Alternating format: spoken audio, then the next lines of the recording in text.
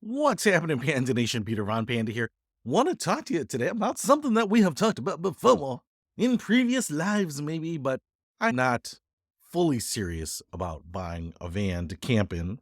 But having slept not only in my Fiat 500 a couple nights and in my Buick Encore, which was slightly better, it actually reminds me back in the day. I think it was the mid 90s. My father had a GMC Jimmy, kind of the mid-size SUV, like the Chevy Blazer, the smaller one. I actually like that car. It was really reliable. It wasn't very luxurious. Big Fisher Price buttons on everything, but it was reliable, had good clearance, ran like a champ. And when you folded down the middle row, I guess the rear row, it's only two front captain seats and then a middle 60/40 folding bench. But when you folded that down, the floor was perfectly flat. And I don't mean like flat folding like they say now, and there's this kink in it. It was like perfectly flat. And so from the cargo compartment to the backs of the second row, you could just lay down there and sleep. It was pretty awesome. And I did that. There were a couple times when we were camping, we had that car with us, and the rain was just really bad, and someone's tent got soaked or something, or a sleeping bag got soaked. Man, I went and slept in that car, and that was awesome. I miss that. But I've always been enamored, tempted, the siren call of going out somewhere and living like in the difference between really roughing it and not roughing it at all. And having a van is like one of those things where you can drive out. Now you're not busy with finding a campsite and setting up a tent and setting up camp. You've got all of that kind of in your camper van. And so you get to go out and do all the things that you want, explore the outdoors, see the outdoors, go to the ends of the earth.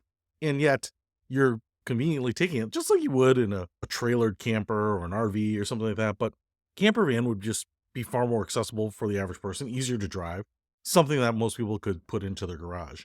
But as I look at camper vans, what I'm talking about are vans that are set up for camping, like the rear bench seat folds down to a bed. They usually will have a pop up piece. I actually think that's hugely important to have the pop up fabric camper top so that you get that exchange of air so you don't get the buildup of humidity in your breath, right? And you get the temperature control of it and all that. But they're stupid expensive. And I'm not sure why or how they got so expensive because you can really just take a cargo van and turn them into a camper van. Now, the thing the cargo vans are missing are the interiors and windows and all that, but that's like your base. And I just remember growing up when you could get conversion vans, it would basically take a cargo van and turn them into some slightly less than luxurious, but they kind of felt luxurious. Real plush carpeting. They always had these cloth seats. I don't know why you didn't put leather. A little bit of like bulky woodwork for cup holders and a little bit of a popped raised roof. They were fine. If you were going on a road trip, you would want one of those. But I don't know why they always have this velour and fabric everywhere. That always kind of made it seem a little less than luxurious, but whatever. But a conversion van was not that expensive. When you were talking about cars being $25,000, $30,000, a conversion van was $25,000 to $30,000 and far bigger, far more capacity, and yet had the capacity to carry around 7 people in velour-like, cloth-like luxury. And so I'm just surprised about how expensive all these camper vans are, considering that you don't need a lot of luxury there. But even if you were to put a pop-up top, and that's maybe 8 grand and some seats inside and carpeting and all that. But it's like you look at new camper vans, and it's like the VW California one, which I think is probably the ultimate, at least out of the box from a manufacturer. But you're looking at 60, 70, $80,000, not to mention if you go to these custom shops that build them, then you're looking at anywhere from $80,000 to $150,000. And of course, I'm kind of dropping off the ones that are like 800,000 to $1 million.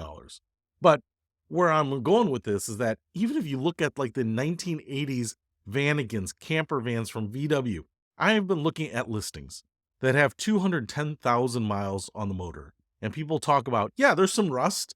And yeah, it doesn't seem to really want second gear sometimes. And yeah, it seems to overheat. We're not sure what's going on. Or yeah, it's got the second row seat probably needs some reupholstering. There's just all these things.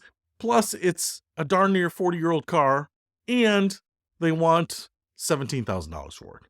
So I'm just like, if I were to go out and get the hippiest, grungiest, pre-built van camper vehicle, dude, you could still be paying a hefty price. At that price, I'd Probably rather get a Pontiac Solstice and go out cruising, top down, the wind in my hair, going Mach 2 with your hair on fire.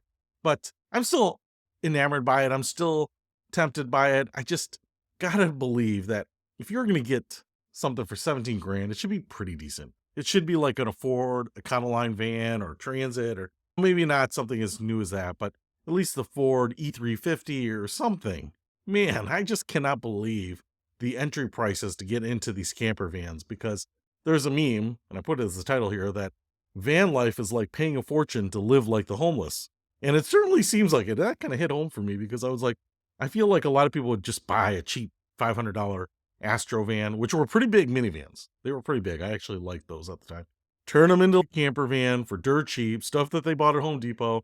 Probably at the end of it have 3 grand into this thing. And it's basically as good as what I can buy for 17. And they did it because they had no other options. And here, the other people are paying a premium to maybe even have a camper van that's not as good or creative as or homely as theirs. Just my thoughts today. Why is the industry so expensive? Can't there be a disruptor here that builds a cute little minimalist Scandinavian design camper van that allows you to go out and see the wilderness at a price that people can afford? Just my thoughts for the day. Peter Von Panda, out.